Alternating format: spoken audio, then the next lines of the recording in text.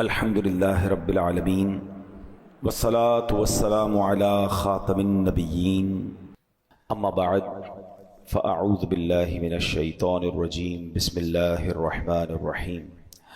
پڑھیے الصلاة والسلام علیک یا رسول اللہ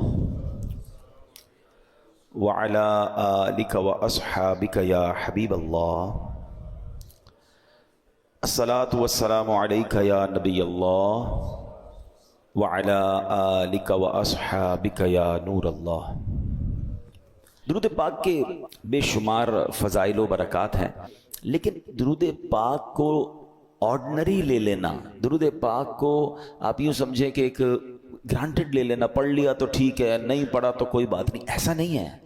درود پاک ایک بڑا امپورٹنٹ وظیفہ ہے. اب میں جو حدیث سنانے جا رہا ہوں اس میں آپ کو 3 اہم چیزیں پتہ چلیں گی. سرکار دو عالم صلی اللہ تعالی علیہ وسلم کا فرمان عالی شان ہے، جس نے ماہ رمضان کو پایا اور اس کے روزے نہ رکھے وہ بدبخت ہے.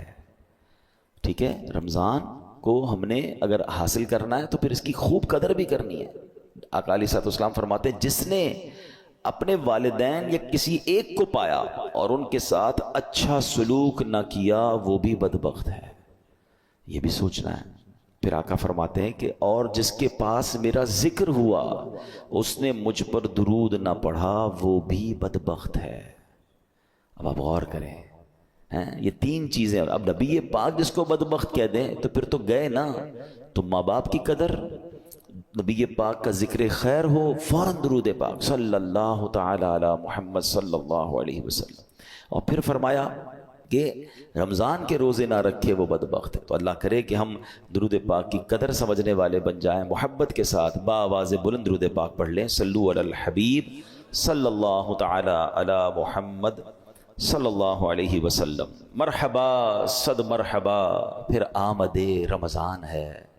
کھل اٹھے مرجھائے دل، تازہ ہوا ایمان ہے. یا خدا ہم آسیوں پر یہ بڑا احسان ہے، زندگی میں پھر عطا ہم کو کیا رمضان ہے. ابر رحمت چھا گیا ہے اور سما ہے نور نور، فضل رب سے مغفرت کا ہو گیا سامان ہے. ہر گھڑی رحمت بھری ہے، ہر طرف ہیں برکتیں، ماہ رمضان رحمتوں اور برکتوں کی کان ہے. یا الہی تو مدینے میں کبھی رمضان دکھا، مدتوں سے دل میں یہ عطار کے ارمان ہے. سبحان اللہ. اے میرے پیارے اسلامی بھائیو، یہ وہ مہینہ آنے والا ہے جس میں نیکیوں کا اجر بڑھا دیا جاتا ہے، جنت کے دروازے کھول دیے جاتے ہیں. ہمارا سب سے بڑا جو دشمن ہے شیطان. ہمیں کون بہکاتا ہے، ہمیں گناہوں کی طرف کون کھینچنے کی کوشش کرتا ہے؟ وہ شیطان ہے. مگر شیطان کو قید کر دیا جاتا ہے، یعنی جس سے مقابلہ ہے نا اس کو تو قید کر دیا. اب ہمیں موقع دیا گیا کہ خوب نیکیاں کر لو. اور سبحان اللہ، اللہ قرآن مجید فرقان حمید میں فرماتا ہے شہر رمضان الذی انزل فیہ القرآن. یہ مہینہ کون سا ہے؟ کہ رمضان کا مہینہ جس میں قرآن نازل کیا گیا. اس آیت کے اس جز سے پتہ چلتا ہے کہ یہ ماہ قرآن ہے، نزول قرآن کا مہینہ. ایک اور جگہ قرآن مجید فرقان حمید فرمایا جاتا ہے کہ یا ایھا الذین آمنوا کتب علیکم الصیام کما کتب علی الذین من قبلکم لعلکم تتقون. اے ایمان والو، تم پر رمضان کے روزے فرض کیے گئے جیسے کہ پچھلی قوموں پر فرض کیے گئے. پچھلی قوموں پر بھی روزے فرض تھے، ان کا الگ الگ دن تھے، الگ الگ انداز تھا. مگر جو وجہ، جو ریزن قرآن نے بیان کیا نا کہ اس لیے فرض کیے گئے لعلکم تتقون، تاکہ تم تقوی اختیار کرو، تاکہ تم پرہیزگاری اختیار کرو. تو روزے آ رہے ہیں ہمیں متقی بنانے کے لیے، ہمیں پرہیزگار بنانے کے لیے. اب ہم نے دیکھنا ہے کہ ہم نے ان روزوں کو کیسے گزارنا ہے، اس کا استقبال کیسے کرنا ہے، ان روزوں کو جس کو کہتے ہیں نا اس کا ٹائم کیسے سپینڈ کرنا ہے. بدقسمتی یہ ہے کہ کچھ لوگ روزے رکھ کر بھی گناہ کر رہے ہوتے ہیں، روزے رکھ کر بھی اللہ کی نافرمانی کر رہے ہوتے ہیں. ایک بات یاد رکھیے، روایتوں میں آتا ہے کہ جو بندہ بھوکا پیاسا رہے، روزہ رکھے اور پھر بھی گناہ سے باز نہ آئے، تو اللہ کو ایسے بھوکا پیاسا رہنے کی کوئی حاجت نہیں ہے. روزہ صرف کھانے پینے سے رکنے کا نام نہیں ہے. آنکھیں حرام دیکھ رہی ہیں اور بندہ روزہ رکھا ہوا ہے، کان حرام سن رہے ہیں اور بندہ روزہ رکھا ہوا ہے، زبان حرام بول رہی ہے اور ہم روزے سے، یہ کون سا روزہ ہے؟ یقیناً کھانے پینے سے رکنا ہے، مگر گناہوں سے بھی رکنا ہے. اچھا دیکھیں رمضان میں گناہوں کی شدت، اس کی سزا کی جو شدت ہے وہ کیوں بڑھ جاتی ہے؟ یعنی میرے اور آپ کی آسانی کے لیے شیطان بند کر دیا گیا، نیکیاں کرنا آسان کر دیا گیا، ثواب کا اجر بڑھا دیا گیا، مگر یہ کیسا بندہ ہے کہ پھر بھی گناہ سے باز نہیں آ رہا؟ آپ سوچ رہے ہیں کہ آپ کی میری فلیکسیبلٹی کے لیے، ہمارے لیے نیکیاں آسان کرنے کے لیے ہمارے دشمن کو بند کر دیا گیا، مگر پھر بھی بندہ گناہ کرتا ہے. اچھا یہاں ایک بڑا دلچسپ سوال بھی لوگوں کے ذہن میں آتا ہے کہ جناب اگر شیطان بند ہے تو بندہ پھر گناہ کیوں کرتا ہے؟ ٹھیک ہے نا، آپ کہہ رہے ہیں شیطان بند ہو جاتا ہے تو لوگ رمضان میں بھی جھوٹ بولتے ہیں، رمضان میں بھی معاذ اللہ فلمیں ڈرامے دیکھ رہے ہوتے ہیں، بدکاری، بے حیائی، بہت سارے برے کام چل رہے ہوتے ہیں، تو یہ کیوں؟ تو علماء نے بڑی پیاری مثال دی ہے. کبھی سائیکل چلائی ہوگی آپ نے، تو فرمایا سائیکل چلاؤ، چلاتے رہیں اور کچھ دیر کے بعد سائیکل کے آپ پیڈل مارنا چھوڑ دیں، مگر سائیکل پھر بھی کافی دیر تک خود چلتی ہے کیونکہ پیڈل آپ نے پیچھے کافی مار لیے تھے. تو بتایا جو 11 مہینے شیطان نے آپ کے پیڈل مارے ہیں نا، ٹھیک ہے، 11 مہینے چلتے رہے شیطان کے ساتھ. اب شیطان تو بند ہو گیا، باقی کام اسی انہوں نے خود ہی کر رہے ہیں. وہ شیطان بند ہے، بندہ خود ہی وہ جو پیڈل مارے سائیکل چل رہی ہے. بریک تو لگاؤ بھائی، ہاں بریک لگا لو گے تو پھر نہیں چلنی کیونکہ پیڈل مارنے والا اب کوئی نہیں ہے. مگر مسئلہ یہ کہ ہم بریک مارنے کے لیے تیار نہیں ہوتے نا. ہماری جو عادتیں ہم اس کو کنٹینیو کر لیتے ہیں. معاذ اللہ جس کی جھوٹ بولنے کی عادت، بد نگاہی کی عادت، موبائل پر الٹی سیدھی چیزیں دیکھنے کی عادت، لڑائی جھگڑے کی عادت، گالی گلوچ کی عادت، حرام کمانے کی عادت، وہ رمضان میں اس لیے بند نہیں ہوتی کہ اس نے بریک نہیں لگاتا. وہ مجھے اور آپ کو ابھی سے بریک لگا لینا ہے. 3-4 دن تو شیطان سے لڑ لو یار، پھر تو ویسے ہی رمضان آ جائے گا، وہ بند ہو جائے گا. ابھی سے پریکٹس کرنی ہوگی. ایسا نہیں ہوگا کہ جب اعلان ہوگا کہ مبارک ہو ماہ رمضان کا چاند نظر آ گیا تو ہماری ساری بری عادتوں کے سوئچ آف ہو جائیں گے. جھوٹ کا سوئچ آف، بدنگاہی کا آف، لڑائی جھگڑے کا آف. نہیں، وہ آپ کو آف خود کرنے پڑیں گے اور ابھی سے کریں. اس کو پلان کریں کہ مجھے رمضان میں کوئی گناہ نہیں کرنا. رمضان نیکیوں کے لیے آ رہا ہے. اس مہینے میں ایک بار کیا ہوا کہ پیارے آقا علیہ الصلوۃ والسلام منبر اقدس پر تشریف لے گئے تو آپ نے آمین ارشاد فرمایا. طویل حدیث ہے، میں اس کا ایک جز سنا دیتا ہوں. آمین ارشاد فرمایا تو صحابہ نے کہا حضور آپ نے آمین فرمایا؟ کہا جبریل امین آئے تھے، انہوں نے دعا کی کہ جو رمضان کو پائے اور اپنی مغفرت نہ کروا سکے وہ ہلاک و برباد ہو جائے. نبی پاک فرماتے میں نے اس دعا پر آمین کہا ہے. مجھے بتائیں دعا کرنے والا کون؟ فرشتوں کا سردار روح الامین. آمین کہنے والا کون؟ نبیوں کے سردار صلی اللہ تعالی علیہ وآلہ وسلم. مجھے بتائیں کوئی شک و شبہ باقی بچتا ہے اس دعا کے قبول ہونے میں؟ 100% مقبول ہے نا. دعا ہو رہی ہے کس کے لیے؟ جو رمضان کو پا کر اپنی مغفرت نہ کروا سکے. تو اب آپ بتائیے کتنا کانشیسلی رمضان گزارنا چاہیے، کتنا فکر کے ساتھ رمضان گزارنا چاہیے کہ یار کچھ بھی ہو جائے میں نے رمضان میں اللہ کو راضی کرنا ہے، میں نے مغفرت لینی ہے، میں نے اس کو ضائع نہیں ہونے دینا ہے.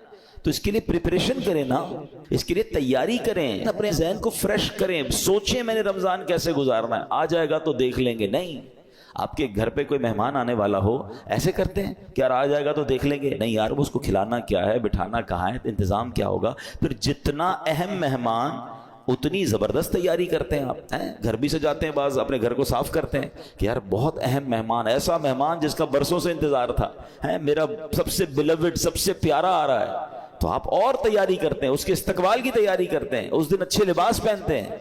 تو کیا ایسا نہیں ہو سکتا کہ ماہ رمضان کی آمد سے پہلے ہم گھر میں صفائی ستھرائی کریں، گھر میں خوشبو لگائیں، اپنے لیے اچھے لباس، صاف ستھرے لباس تیار کریں، مینٹلی پریپیئرڈ کریں اپنے اور اپنے بچوں کو بھی. ہمارے بچوں کو بھی بعض اوقات نارمل لے رہے ہوتے، اچھا رمضان آ گیا ٹھیک ہے. نہیں، اللہ کرے کہ ہمارے گھر میں، ہماری فیملی میں، ہمارے خاندان میں، بلکہ ہمارے ملک میں، ساری دنیا میں ایک شور ہو، ایک خوشی کا سما ہو. مبارک ہو رمضان آنے والا ہے. Be prepare your self.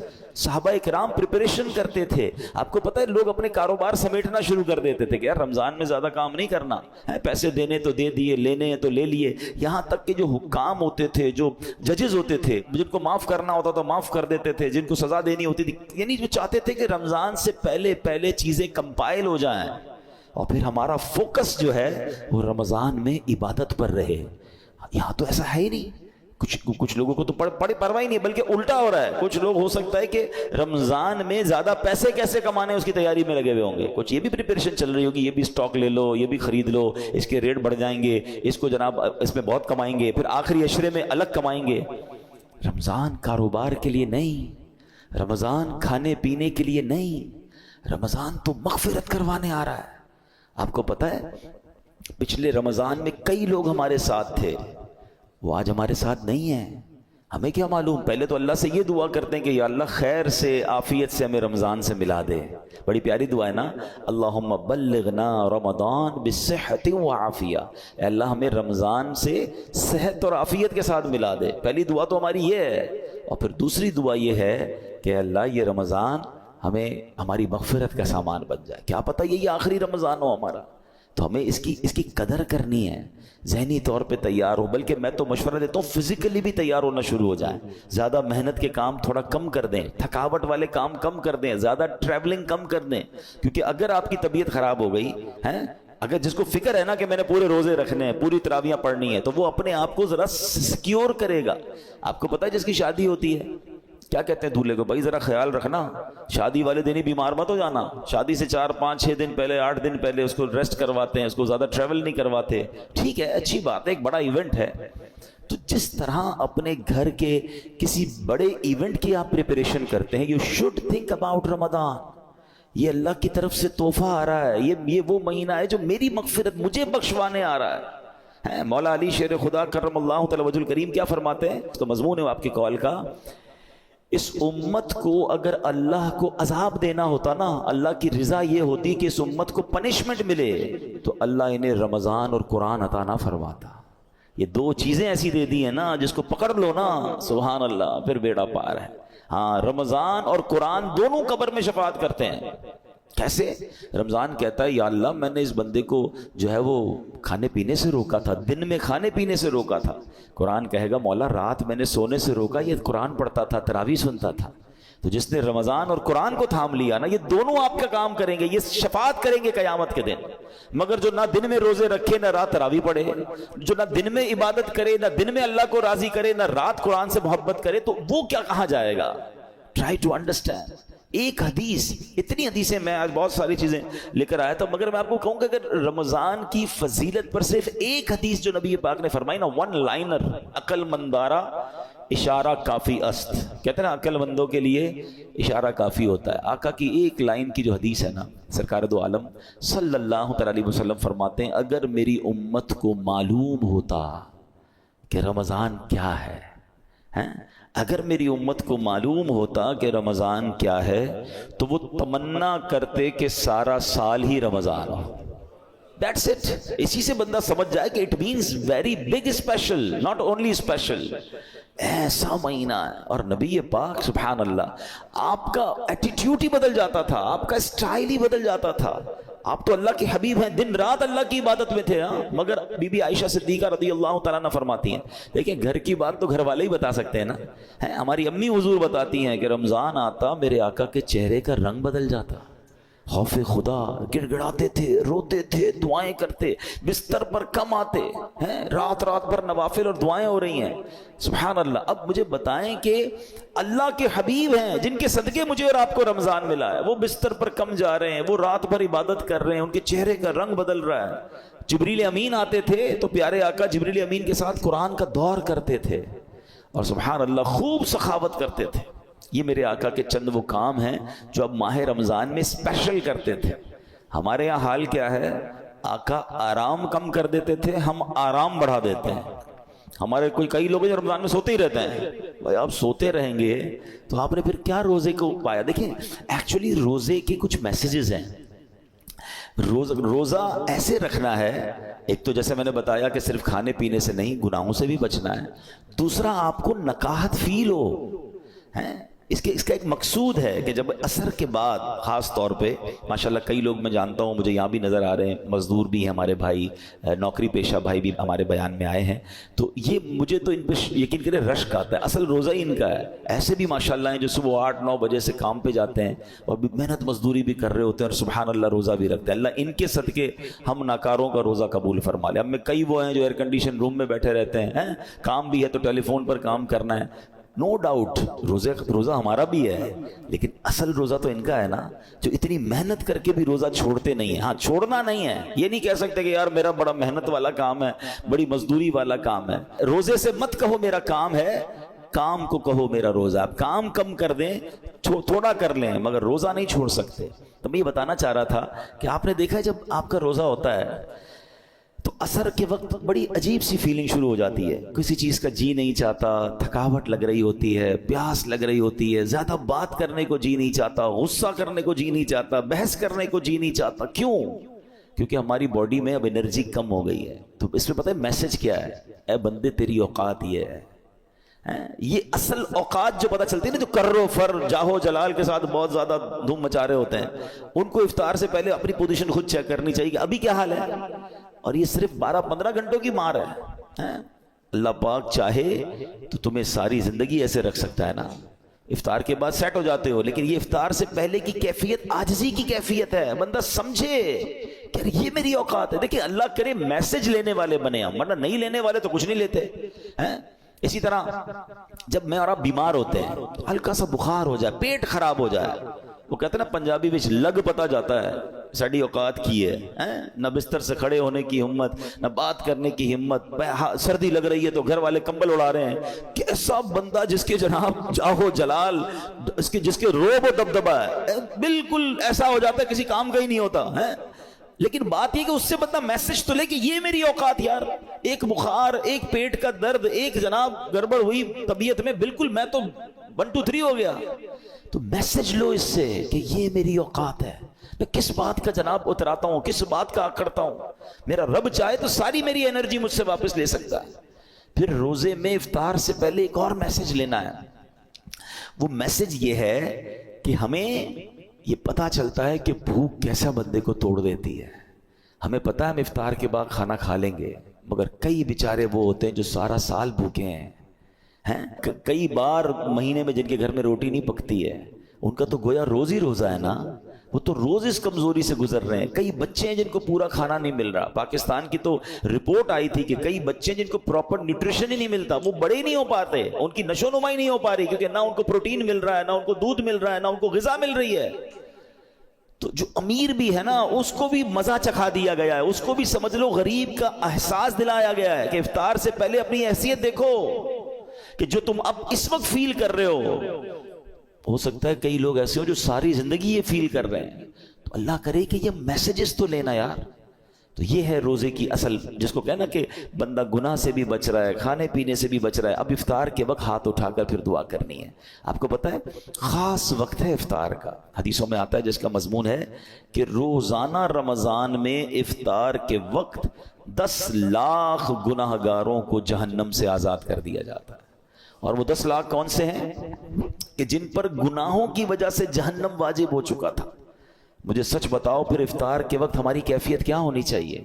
کاش ہم اپنے گھر والوں کو بات سمجھائیں. ہمارے گھر میں تو ایک ہنگامہ مچا ہوا ہوتا ہے, بھائی جلدی سے شربت لے آؤ, تو پکوڑے کدھر ہیں, تو دہی بلے کدھر ہیں, پتہ نہیں افطار ہے یا کوئی مارکا ہے. ارے یہ مغفرت کا وقت ہے. اگر واقعی آپ نے افطار کا انتظام کرنا بھی ہے تو اپنی فیملی سے بھی, ان بیچاروں کو بھی کچن سے نکالیں, ان کو کہیں 10 منٹ پہلے ختم کر دے, سب کچھ دسترخوان پہ رکھ دیں اور آپ بھی آ جائیں. اب مل کے دعا کرتے ہیں. کتنا اچھا گھر ہوگا, کتنا اچھا دسترخوان ہوگا کہ باپ بھی بیٹھا ہے, ماں بھی بیٹھی ہے, بچے بھی بیٹھے ہیں, اور سب کے ہاتھ اٹھے ہیں کہ مولا آج پھر افطار میں 10 لاکھ بخشے جائیں گے. اے اللہ ہماری بخشش فرما دے, ہمیں محروم نہ کیجیے. اور کراچی والوں کو تو گولڈن چانس یہ ملتا ہے کہ جس وقت ہمارے افطار کا وقت ہوتا ہے, عین اسی وقت یعنی اس سے 15-20 منٹ آدھا گھنٹہ پہلے مدنی چینل پر شاندار دعاؤں کا سلسلہ ہوتا ہے. آپ اپنے گھر والوں کے ساتھ مدنی چینل پر شامل ہو جائیں. وہ دعائیں ہو رہی ہیں, آہیں ہیں, آنسو ہیں, اللہ کے ولی اور پھر ہزاروں لوگ اعتکاف میں پورے مہینے کے رمضان میں فیضان مدینہ میں ہوتے ہیں. تو نہ جانے کس کی آمین کے صدقے ہمارا بیڑا پار ہو جائے. بلکہ میں تو ایک مشورہ دوں گا کراچی والوں کو کہ کچھ افطار فیضان مدینہ میں جا کر کریں.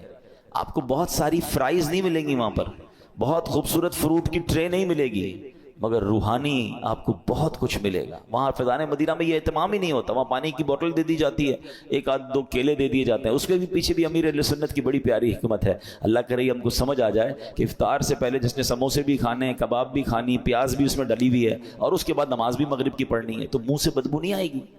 اللہ کرے ہم مسجد کی نماز کی قدر محسوس کریں. بھائی سب چیزیں مغرب کے بعد بھی تو ہو سکتی ہیں نا, تو پانی پی لیں, کھجور کھا لیں, منہ کو اچھی طرح صاف رکھیں تاکہ ہم عبادت کر سکیں. تو یہ ایکچول دعا کا وقت ہے. تو میں مشورہ دوں گا کہ آپ عصر کے بعد فیضان مدینہ چلے جایا کریں, جب جب جا سکیں. وہاں افطار کریں, پھر گھر آ کے جو کھانا ہے کھائیں بھائی, لیکن وہ جو وقت ہے مغفرت کا, وہ جو وقت ہے دعاؤں کا, اس کو ضائع مت ہونے دینا. اور یہ رمضان میں یہ موقع آتا ہے, تو آپ گھر میں دعا کریں, مدنی چینل پر شامل ہو جائیں, جیسے بھی کریں, مگر اس وقت کو خاص سمجھیں. بٹ رہا ہے, مغفرت کے پروانے بٹ رہے ہیں. اور اسی طرح جیسے ہم نے بیان میں کہا, آخری بات, کہ ماہ رمضان میں گناہ نہیں کرنا. حدیث پاک میں آتا ہے جس کا مضمون ہے, جو رمضان میں ایک گناہ کرے اس کے 1 سال کے اعمال برباد کر دیے جاتے ہیں. مولا علی شیر خدا کرم اللہ تعالی وجہ الکریم نے ایک قبر کو دیکھا. آپ اللہ کے ولی تھے, بہت بڑے صحابی بھی ہیں, تو آپ نے دیکھا اس قبر والے کو عذاب ہو رہا ہے, اور وہ قبر والا پکار رہا ہے, اے علی میں آگ میں جلایا جا رہا ہوں, مجھے الٹا پلٹا جا رہا ہے, مجھے بچاؤ. مولا علی شیر خدا کرم اللہ تعالی وجہ الکریم نے اللہ کی بارگاہ میں دعا کی کہ مولا یہ بندہ جل رہا ہے, اسے نجات دے دے. تو ارشاد ہوا, اے علی آپ اس کی سفارش نہ کریں. تو عرض کرتے, مولا میں سفارش نہ کروں, وجہ کیا ہے؟ کہا, اے علی یہ وہ بندہ ہے جو دن میں تو روزے رکھتا تھا مگر رات گناہوں سے باز نہیں آتا تھا. اب بتائیں, دن میں روزے رکھ کر رات گناہ کرنے والے کو یہ عذاب دیا جا رہا ہے, تو جو روزے بھی نہیں رکھ رہا اس کا کیا حال ہوگا؟ تو رمضان میں نیکیوں کا اجر واقعی بڑھ جاتا ہے, مگر گناہ کا عذاب بھی بڑھا دیا جاتا ہے, کیونکہ یہ مہینہ گناہ کرنے کے لیے نہیں ہے, یہ اللہ کا مہینہ ہے. اب ادھر رمضان کی راتوں میں کوئی کرکٹ کھیل رہا ہے, کوئی لوگوں کی نیندیں خراب کر رہے ہیں, غلط کاموں میں لگے ہوئے, نہ کریں ایسا. یہ دعاؤں کا مہینہ, یہ مغفرت کا مہینہ, یہ تلاوت کا مہینہ ہے. Prepare your self. تو بہرحال اللہ کرے کہ ہم اپنے اس مہینے کی قدر کرنے میں کامیاب ہو جائیں. دعوت اسلامی کے زیر انتظام مدنی چینل پر بھی بہت خوبصورت پروگرامز آتے ہیں. جب جب آپ کو وقت ملے آپ مدنی چینل دیکھنا شروع کر دیں. علم دین سیکھ رہے ہوں گے, دعائیں ہو رہی ہوں گی, تو اس کی برکتیں حاصل ہوں گی. اللہ پاک ہمیں عمل کرنے کی توفیق عطا فرمائے. آمین بجاہ النبی الامین صلی اللہ تعالی علیہ وسلم.